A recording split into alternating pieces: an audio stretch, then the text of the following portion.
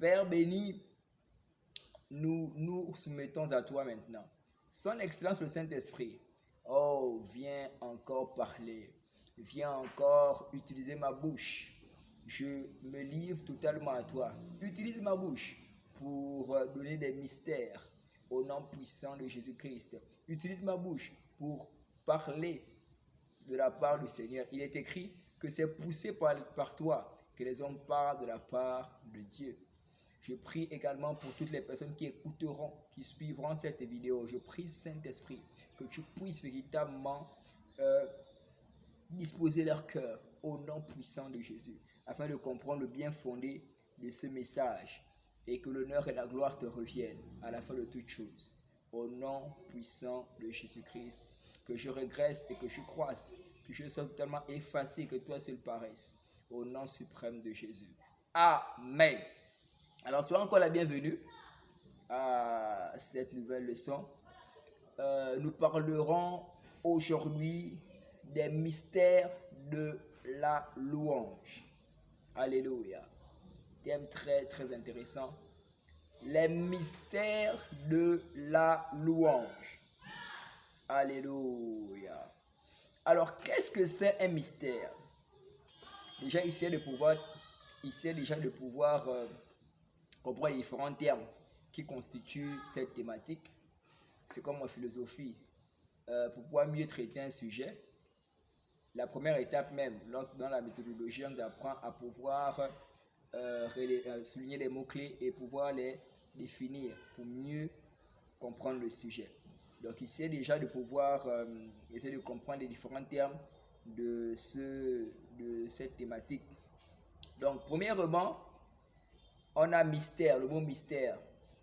Qu'est-ce que c'est un mystère? Un mystère caractérise quelque chose de caché qui ne peut être comprise par l'intelligence humaine. Alléluia. Voici ce que c'est un mystère. Le mystère, c'est quelque chose de caché. C'est quelque chose de caché qui ne peut être comprise par l'intelligence humaine. Non. L'intelligence humaine ne peut pas comprendre ce que c'est un mystère. Donc, dit autrement, ça veut dire que le mystère est le domaine de compétence de Dieu et de Dieu seul. Alléluia. Voilà ce que c'est un mystère. Qu'en est-il de la louange? La louange, c'est l'exaltation. C'est la célébration faite à un être divinement élevé pour ses bienfaits envers une catégorie de personnes. Donc, ses enfants, sa création. L'exaltation, la célébration faite à un être divin, ou bien la célébration offerte à une divinité, à un être élevé. Pourquoi? Pour ses bienfaits et pour ce qu'il est capable de faire, donc pour sa création. Il est écrit ceci dans le livre de Psaume chapitre 145, versets 10 à 11. Psaume 145, verset 10 à 11, la Bible déclare: toutes tes œuvres te loueront, ô Éternel, et tes fidèles te béniront. 11. Ils diront la gloire de ton règne et ils proclameront ta puissance. Alléluia. Donc maintenant, sachez que la divinité ici, dans toutes les questions, il est clair que c'est Dieu. Le Dieu suprême. Le Dieu avec un grand D, avec ce grand D là. Le Dieu, le maître de l'univers. Amen. Et tout ce qu'il a créé le loue. Nous, en tant qu'êtres humains, nous louons Dieu. Les êtres, tout ce qui est, en tout cas, tout qui est être vivant loue Dieu. Les arbres louent Dieu. Les poissons dans la mer louent Dieu. Tout ce que Dieu a créé, le loue et le magnifie. Les oiseaux le matin louent le Seigneur. Le coq loue le Seigneur. Tout ce que Dieu a créé le loue. Donc c'est une exaltation, une célébration faite à un être divinement élevé pour ses bienfaits envers ses enfants, envers la création également qu'il a eu à faire. Alors, la louange peut être encore définie comme étant la force qui donne à Dieu. Waouh. La louange, c'est la force que tu donnes à Dieu de combattre pour toi. La louange. Ça, c'est maintenant des choses que personnellement le Saint-Esprit m'a enseigné, que je suis en train de vous donner par rapport à la louange. C'est la force que tu donnes à Dieu d'agir pour toi. Bien des fois, nous sommes confrontés à des situations compliquées. Bien des fois, nous sommes confrontés à certaines difficultés. Au lieu de se lamenter, au lieu de s'apitoyer sur ton sort ou sur son sort, la meilleure des choses, c'est de pouvoir louer Dieu. Lorsque tu loues Dieu et tu es dans cette posture, ça voudrait dire que Seigneur, je ne peux rien, je n'ai aucune force. Viens à mon aide. Je te reconnais comme étant ma force, comme étant mon âme. Et là, lorsque tu loues Dieu, c'est la force que tu lui donnes. Alléluia. Pour venir agir en ta faveur. 2 Chroniques chapitre 20. Pour ceux-là qui ont l'habitude de lire la Bible, connaissent cette histoire-là. La Bible déclare que 3 peuples se sont unis pour venir détruire Josaphat et son peuple. Les fils d'Ammon, dans les Ammonites, les Moabites, les fils de Moab et ceux de la montagne du Séhir.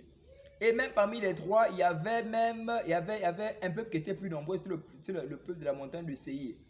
Les 3 se sont unis pour venir détruire Josaphat. Josaphat, quand il a appris ça, il a commencé à pleurer. Et c'est comme ça qu'il s'est dit non, je crains quand même un Dieu vivant. Il allait consulter l'Éternel. Et le Seigneur lui a simplement dit de ne pas s'inquiéter, que lui-même, il va prendre le contrôle de tout. Et il a demandé de réunir le peuple. Le peuple a été réuni. Et le Seigneur a utilisé un homme qui a prophétisé de la part de l'Éternel, qui a parlé de la part de l'Éternel. Il a seulement dit il a seulement demandé à ce qu'on puisse louer le Seigneur. La finalité de l'histoire, c'est que avant même qu'il n'arrive à la bataille, ces 3 peuples-là se sont entretués eux-mêmes. Alléluia. Le Seigneur est descendu et a semé la confusion. Et ils ont commencé à se déchirer. Ils ont commencé à se tuer eux-mêmes. Et lorsque le peuple d'Israël est arrivé, ils ont seulement observé qu'il y avait des cadavres. Ils ont pris le butin. Alléluia. Mais c'est la force que tu donnes à Dieu de pouvoir combattre pour toi, la louange. C'est aussi, waouh, ça c'est une révélation que le Seigneur m'a accordée. C'est le plat préféré de Dieu. Mais vous n'avez pas idée combien de fois Dieu raffole après un plat de louange. C'est son plat préféré. Si vous voulez vraiment faire plaisir et toucher le cœur de Dieu, louez-le constamment. Les personnes qui louent Dieu constamment, ce sont les personnes qui obtiennent des bons jeux de la part de Dieu. Les personnes qui louent Dieu constamment, ce sont les personnes qui sont constamment dans la présence de Dieu et qui marchent même avec la présence de Dieu. Parce qu'il est écrit qu'il siège au milieu de la louange de son peuple. Et une des révélations que Dieu m'a accordé récemment, c'est que lorsque nous louons, lorsque nous le louons, il siège en tant que lion de Juda. Alléluia. Parce que Juda signifie louange. Et notre Dieu est le lion, la tribu de Juda. Alléluia. Donc ça voudrait dire qu'il est le lion qui siège au milieu de la louange. Amen. Ça, c'est son plat préféré, bien-aimé. Si vous voulez toucher le cœur de Dieu, commencez simplement à le louer. Parce que lorsque vous commencez à louer Dieu, bien-aimé, il descend lui-même. Il descend lui-même. Le ciel est heureux. Le ciel est content. Et d'ailleurs, c'est la raison pour laquelle tu as été créé, que j'ai été créé. C'est pour louer le Seigneur. C'est pour louer le Seigneur. Et lorsque nous irons dans le ciel, ce ne sera que pour faire ça. Ce sera que pour louer le Seigneur. Alléluia. Donc c'est le plat préféré de Dieu. Dieu raffole après un plat de louange. Voilà pourquoi tout endroit où il est loué, sa présence est là. Alléluia. Sa présence est là. Et la louange, bien aimé, c'est une sorte d'invitation que tu donnes à Dieu de venir à table. Alléluia. La louange, c'est une sorte d'invitation. Lorsque tu loues le Seigneur, c'est comme une sorte d'invitation aussi que tu donnes à Dieu de venir à table. Alléluia. C'est le plat préféré de Dieu. La louange, C'est le secret pour obtenir des bonnes choses de la part de Dieu. Bien-aimés, considérez cela à partir de maintenant. Si vous voulez obtenir des bonnes choses de la part de Dieu, louez Dieu. Louez beaucoup plus Dieu même que vous ne priez. Parce que louer, c'est prier de foi. Louez beaucoup plus Dieu. Louez beaucoup plus Dieu. Ce que nous faisons aujourd'hui, c'est que lorsque nous allons en présence de Dieu, c'est seulement pour demander. Non, louons-le. Va, même si peu importe ce que tu as, loue-le. Lorsque le peuple d'Israël a consulté l'Éternel, ils étaient dans une mauvaise posture. Ils avaient là en face de trois nations qui sont liguées contre eux pour les détruire. Mais ils ont loué Dieu. Et lorsqu'ils ont loué Dieu, le Seigneur a réglé leurs soucis. Il a semé la confusion dans le camp de leurs ennemis. Alléluia. Le bien-aimé, c'est le secret pour obtenir des bonnes choses de la part de l'Éternel. Amen. Maintenant, j'aimerais que nous puissions voir certains points. Premièrement, j'aimerais que nous puissions voir quels sont les mystères de la louange. Quels sont les mystères de la louange? Deuxièmement, pourquoi devons-nous louer Dieu? Et troisièmement, comment pouvons-nous louer Dieu? Je reprends. En grand temps, nous parlerons de quels sont les mystères de la louange. Nous allons voir de manière plus concrète, tour à tour, les mystères de la louange. Deuxièmement, pourquoi devons-nous louer Dieu? Et troisièmement, comment pouvons-nous louer Dieu? Alléluia. C'est quand même assez long. Je ne sais pas, je vais certainement faire ça en deux parties. Ça dépend. Si je ne parviens pas à terminer ça, maintenant, je ferai une deuxième partie parce que je n'ai pas également envie que la vidéo soit longue. Alors, les mystères de la louange. Le premier mystère de la louange, c'est la joie. Alléluia. Psaume 34 au verset 3. Psaume 34, verset 3. J'espère que vous avez vos Bibles et vos cahiers, vos stylos également pour prendre des notes. Le premier, le mystère caché dans la louange. Premièrement, on a quoi? On a la joie. Ésaïe 34, verset 3. Ésaïe 34, verset 3, la Bible déclare ceci. Que mon âme soit glorifiée en l'Éternel. Que les malheureux écoutent et se réjouissent. Alléluia. Bien-aimé, le mystère caché de la louange, c'est la joie. Et vous savez, le diable travaille activement pour vous priver de votre joie, pour vous accabler de joie. Parce que son désir, c'est que vous puissiez être triste. C'est de vous voir dans la tristesse. Récemment, j'ai discuté avec une de mes petites sœurs et c'est ce que je lui ai fait comprendre. Le diable travaille activement pour que vous puissiez être triste. Et c'est même là une âme qu'il utilise contre toi pour te déstabiliser, pour te détruire, parce qu'il veut te voir malheureux. Mais laisse-moi te dire que la joie est aussi une arme que tu peux utiliser pour pouvoir contrecarrer tous les plans de l'ennemi, pour te rendre triste. Alléluia. Le bien-aimé, le mystère caché de la louange, c'est la joie. C'est la bonne humeur. Peu importe ce que tu as, laisse-moi te dire de commencer à louer Dieu. Au lieu de pleurer, au lieu de te lamenter, tu n'arrives certainement pas à dormir. Je ne sais pas cette chose-là qui te prive de sommeil, qui te donne des insomnies. Cette chose-là qui fait l'objet de méditation et qui t'accable. Laisse-moi te dire qu'à partir de maintenant, commence simplement à louer Dieu.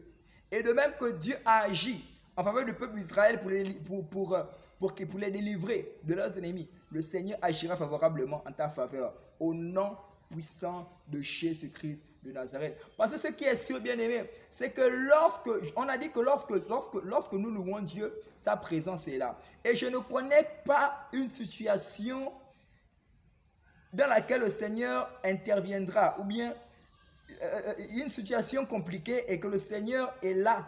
Cette situation demeurera la même. Non. Il n'y a que lui, ce qui ne change pas. Mais tout change. Il est capable de changer toutes choses. Amen. Donc, recherche beaucoup plus la présence de Dieu. Et tout ce qui est source de problème, tout ce qui est problématique dans ta vie sera transformé, sera changé. Et c'est ma prière pour toi au nom suprême de Jésus-Christ de Nazareth. Deuxièmement, la délivrance de toute peur. Waouh! Le mystère caché dans la louange, c'est la délivrance de toute peur. Ce qui est sûr, c'est que lorsque tu loues Dieu, il y a la délivrance qui s'opère. Parce que la présence de Dieu est là. Et la Bible déclare que là où il y a la présence de Dieu, il y a la liberté, il y a la délivrance. C'est l'exemple pour lequel toutes les fois que nous louons Dieu, il y a toujours des choses miraculeuses qui s'opèrent. Les malades sont guéris, les captifs sont délivrés, les opprimés sont libres. Même le pasteur, le pasteur n'a même pas besoin de prêcher. Lorsque nous louons réellement Dieu, le pasteur n'a même pas besoin de prêcher. Tout s'opérera. Parce que Dieu siège au milieu de la louange. Et le mystère caché de la louange, c'est la délivrance. Et Isaïe 34, on va prendre cette fois-ci le verset 5. La Bible dit ceci. J'ai cherché l'Éternel, il m'a répondu, il m'a délivré de toutes mes frayeurs. Alléluia. David dit, j'ai cherché l'Éternel, il m'a répondu. Parce que le secours qui me manque, je viens dans la détresse. Et il dit, il m'a délivré de toutes mes frayeurs. Quelle est la frayeur qui est tienne? Laisse-moi te dire que la louange fera en sorte que toutes tes peurs et tes frayeurs puissent s'enfuir. Alléluia. Et je prie ainsi pour toi.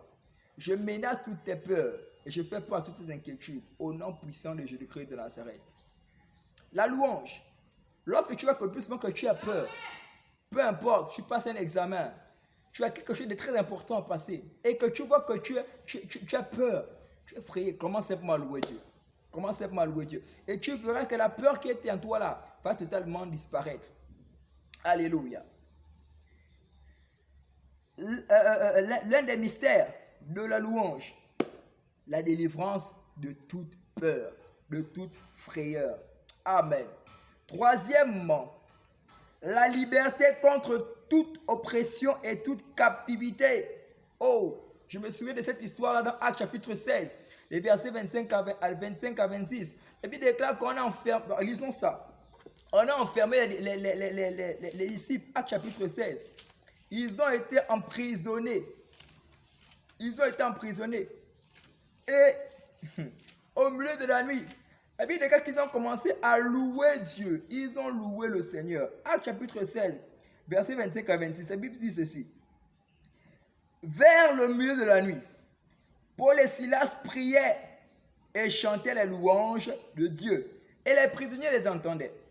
Verset 26. Tout à coup, il se fit un grand tremblement de terre, en sorte que les fondements de la prison furent ébranlés. Marabroso Koposha. Au même instant, toutes les portes s'ouvrirent et les liens de tous les prisonniers furent rompus. Alléluia. Toutes les fois que tu loues Dieu, il y a un tremblement de terre dans le royaume spirituel. Lorsque tu loues Dieu, tous les fondements des forteresses sataniques tremblent. Les fondements des forteresses sataniques sont ébranlés. Alléluia. Toute prison, waouh, je ne connais pas la prison dans laquelle tu es. Mais laisse-moi te dire que la louange a la capacité de te délivrer. Et je prie ainsi que ce soit ton partage au nom suprême de Jésus-Christ de Nazareth. Et les cas qu'au milieu de la nuit, cette personne était emprisonnée. Lisez bien cette histoire-là. Actes chapitre 16. Emprisonnée. Dans le milieu de la nuit, ils ont commencé à louer Dieu. Emprisonnée. Quelle est cette personne qui est en prison, mais qui va, malgré ça, au lieu de se soucier d'abord de la situation dans laquelle elle va commencer à louer Dieu. Waouh! Ce sont des personnes qui comprennent que la louange a la capacité de pouvoir les délivrer. Alléluia. La Bible déclare que tout à coup, un grand tremblement de terre, en sorte que les fondements de la prison furent ébranlés. Waouh! Et les portes s'ouvrirent. Bien-aimé, laisse-moi te dire, je ne connais pas les portes qui sont fermées dans ta vie. Mais laisse-moi te dire que la louange a la capacité de t'ouvrir toutes les portes qui sont fermées. Alléluia. Que ce soit les portes spirituelles comme les portes physiques. Quand je parle des portes physiques là, c'est vrai que y a des personnes, tu n'as pas accès à certains endroits. Mais laisse-moi te dire, waouh, que la louange t'apporte une certaine faveur. De telle sorte que lorsque les portes qui te sont fermées là, ces portes-là s'ouvrent. Là où tu n'avais pas accès, à cause de la louange, tu auras désormais accès. Alléluia. Bien-aimé, la liberté de toute oppression et de toute captivité. Quatrièmement, l'écroulement ou la destruction de tout obstacle. Marababo, sheketebros. Dit autrement, ça c'est la victoire sans combat. L'un des mystères de la louange, c'est que tu es victorieux sans même combattre. Le peuple d'Israël, dans 2 Chroniques chapitre 20, ils ont été victorieux sans même qu'ils n'aient eu à combattre. La victoire sans combat. Il y a des avantages. Tu es confronté à un souci, à un combat sérieux, farouche. Ne panique pas. Ne te panique pas. Loue seulement le Seigneur et il combattra pour toi. Mais si tu arrives à comprendre cela, tu vas mener une vie victorieuse, permanente. Tu auras toujours la victoire. Lorsque tu comprendras que le simple fait de louer seulement Dieu, il va agir de manière favorable pour toi. Tu vas mener une vie de victoire. Alléluia. L'écroulement, la destruction de tout obstacle. 2 Chroniques chapitre 20 verset 17. Nous pouvons également prendre le verset 22. Cinquièmement, pour terminer ce grand point, la louange est plus puissante qu'un long jeûne.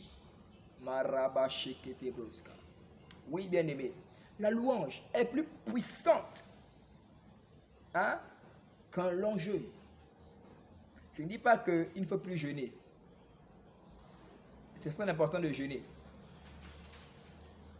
Mais sachez que la louange est plus puissante qu'un long jeûne. Alléluia. La louange a une telle puissance. La louange, le plat préféré de Dieu. La louange, ce que Dieu apprécie énormément. Tu l'exaltes, tu le magnifies. Waouh! Il n'a pas d'autre choix que d'agir favorablement pour toi. Alléluia. Deuxième grande ligne. Pourquoi devons-nous louer Dieu? Premièrement, parce que c'est un ordre. C'est un ordre. 1 Thessaloniciens chapitre 5 verset 18. Nous pouvons également prendre Matthieu chapitre 7 verset 21. C'est un ordre de louer le Seigneur. Alléluia. Donc tu n'as pas d'autre choix. C'est l'ordre du Seigneur. C'est l'ordre du roi. Et nous, en tant que sujet, lorsqu'un sujet donne un ordre, tu n'as pas d'autre choix que de pouvoir obéir. Donc c'est un ordre. Le fait de louer le Seigneur.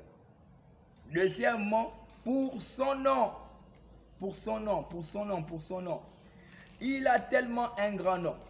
Le nom du Seigneur est incomparable. Le nom du Seigneur ne ressemble à aucun autre nom. Non, ce n'est pas le nom de Baal. Ce n'est pas le nom de Dagon. Ce n'est pas le nom du Briti, du Djembe, du Vaudou, quoi que ce soit. Non. C'est le nom le plus élevé. C'est le nom le plus apprécié. C'est le nom le plus vénéré. J'ai l'habitude de dire que ce nom est très simple, mais ce nom est puissant. Alléluia. Vous savez, c'est souvent dans les choses simples que se cachent des grandes puissances.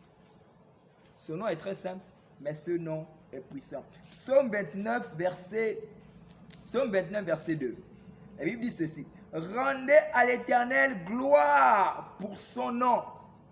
Prosternez-vous devant l'Éternel avec des ornements sacrés. La raison pour laquelle je dois louer Dieu, c'est à cause de son nom. À cause de son nom qui est glorieux. Amen. Troisièmement, pour le choix qu'il a porté sur toi et sur moi. Quel privilège énorme. La Bible dit que ce n'est pas lui qui t'a choisi, ce n'est pas toi qui l'a choisi. Dans le livre de Jean, chapitre 15, verset 16, il dit, ce n'est pas vous qui m'avez choisi, mais c'est moi.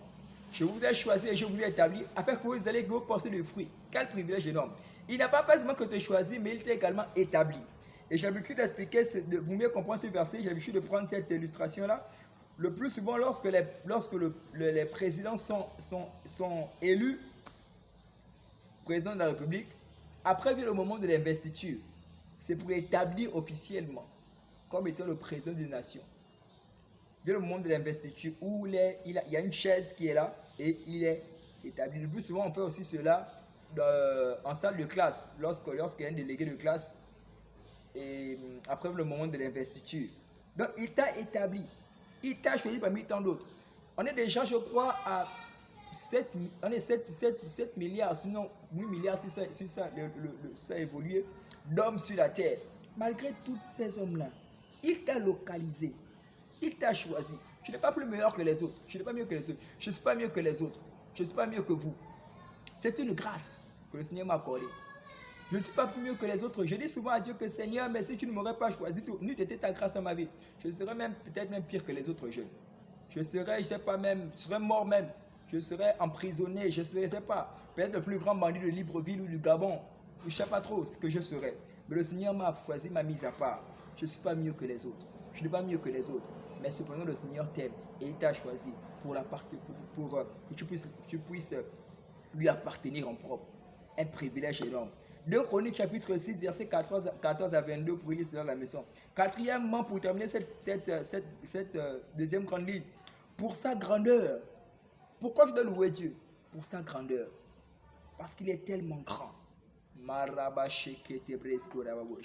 La grandeur de Dieu est incomparable. Il n'y a aucun autre Dieu qui soit tel qu'il peut, peu importe son nom, qui soit aussi grand que notre Dieu. 2 Chroniques chapitre 2. 2 Chroniques chapitre 2, les versets 20 à 21. 2 Chroniques chapitre 2, les versets 20 à 21. 2 Chroniques. 2 Chroniques chapitre 2, les versets 20 à 21. J'espère que vous prenez les notes des versets. 2 Chroniques chapitre 2, les versets 20 à 21. La Bible dit ceci. 2 Chroniques chapitre 20. Chapitre 2, autant pour moi, veuillez m'excuser. Versets 20 à 21. 2 Chroniques chapitre 2, verset 20 à 21. Marababosh, Tebrezabra, Zanderebosh, Kabraskatarabosh. Kazizi Kushkazi Brukus, Karebrosh, Shabazabruku, Nerebazabrakante. Kuzibri Kash, Karebroska, 2 Chroniques, Chatarabras côté. Nous devons louer le Seigneur pour sa grandeur, pour sa grandeur. On va pas du temps. Bon, je laisse un moment noter cela et lire cela à la maison. 2 Chroniques chapitre 20, verset 2. Le chapitre 2, verset 20 à 21. On va passer à notre troisième grande ligne. Troisième grande ligne. Comment pouvons-nous louer Dieu? Comment pouvons-nous louer Dieu? Nous allons voir 3 éléments seulement. Il y en a plusieurs, nous allons seulement voir 3. Comment pouvons-nous louer Dieu? Premièrement, avec un cœur pur. Colossiens chapitre 3, verset 8 à 9. Matthieu chapitre 5, verset 8. Matthieu 5, 8 dit ceci. Heureux ceux qui ont le cœur pur, car ils verront Dieu. Le cœur pur. Non pas des lèvres, mais avec le cœur. Ce que Dieu recherche beaucoup plus, ce n'est pas l'apparence, ce n'est pas que tu puisses le louer avec tes lèvres seulement. Non, mais il veut que ta louange vienne du cœur, du plus profond de ton cœur. Et c'est à partir de ce moment-là que son cœur aussi est touché et qu'il descend à agir. Je loue Dieu, c'est un moment des lèvres comme ça, non pas du cœur. Je n'ai pas un cœur pur. Ta louange n'est pas agréée. Je n'ai pas un cœur pur. Tu loues Dieu, ta louange ne peut être agréée. La louange qui est agréée et qui provoque des dégâts, qui pousse Dieu à agir en ta faveur, c'est une louange qui est faite avec un cœur pur. Alléluia. Deuxièmement, il faut libérer tout le monde dans le cœur. Maribo, Chebre, Sokoto. Je donnais un témoignage je donnais un message pour moi sur le pardon. Et je nous ai dit que beaucoup d'entre nous, nos cœurs sont des cimetières. Parce que nous avons déjà enterré les personnes à l'intérieur. Décide de libérer ton cœur. Tu ne peux pas retenir des personnes dans le cœur et dire que tu vas louer Dieu et cette louange sera agréée de la part de l'Éternel. Non. Libère ton cœur. Il faudrait que ton cœur soit libre. Il faudrait que ton cœur soit libre. À partir de ce moment-là, cette louange-là pourra parvenir jusqu'au trône de Dieu et l'honorer. Libérez les personnes dans vos cœurs. Nos cœurs sont des cimetières pour beaucoup. Parce qu'il y a des personnes qui sont déjà mortes à l'intérieur, enterrées, bien enterrées même. Je prie le Seigneur qui te donne la force au nom puissant de Jésus-Christ. Troisièmement, pour terminer, avec toutes ses forces. Comment devons-nous louer Dieu? Avec toutes ses forces. Toutes ses forces. 2 Samuel chapitre 6, verset 14 à 22. Nous allons terminer par là. 2 Samuel, Rabba Shabraska. On parle de David. David qui a loué Dieu, un roi. David, un roi. Toi qui es tu as un peu la position. Je ne sais pas trop. Je ne te méprise pas. Mais j'aimerais seulement te faire comprendre que si un roi, un grand roi, David était un grand roi, il a loué Dieu. Il a dansé pour le Seigneur. À plus forte raison, toi et moi. Qui sommes-nous pour ne pas louer Dieu? Qui sommes-nous pour ne pas célébrer l'Éternel? 2 Samuel chapitre 6, verset 14 à 22. 14 à 22. Alors, la Bible dit ceci. Verset 14. David dansait. Je vais seulement prendre le verset 14 et 15. Vous allez continuer à lire le reste chez vous. Le verset 14 dit: David dansait de toute sa force devant l'Éternel, et il était ceint d'un effroi de lin. David et toute la maison d'Israël firent monter l'arche de l'Éternel avec des cris de joie et au son de la trompette. La Bible dit que David a loué Dieu comment? Avec toutes ses forces. Quand tu loues Dieu, loue avec toutes ses forces. Toutes tes forces. Et les personnes, lorsqu'elles louent Dieu, elles sont trop responsables. Elles sont trop, trop diplomates. Non, je loue Dieu, non. Non, je veux trop transpirer. Non. Loue le Seigneur avec toutes tes forces. La louange qui agrée, que le Seigneur agrée et qui lui plaît, qui le pousse à venir agir favorablement pour toi, c'est une louange faite avec toutes tes forces. Alléluia. Je suis arrivé donc au terme de ma leçon de ce jour. Les messages de la louange, j'espère que vous avez été bénis par cela. N'oubliez pas de laisser un commentaire si ce message a été édifiant. Un commentaire, de liker, de vous abonner. Je prie pour vous que la faveur divine de Dieu soit votre partage, que la grâce de Dieu vous accompagne toujours et toujours au nom puissant de Jésus-Christ de Nazareth, et qu'il mette en vous un esprit de louange au nom puissant de Jésus, et qu'ainsi vous expérimentez les mystères cachés dans la louange, ce dont nous avons fait allusion, et même d'autres, au nom suprême de Jésus-Christ de Nazareth. Amen. Donc à très bientôt pour une nouvelle leçon, et que Dieu vous bénisse abondamment. Shalom. Bye bye. On est ensemble.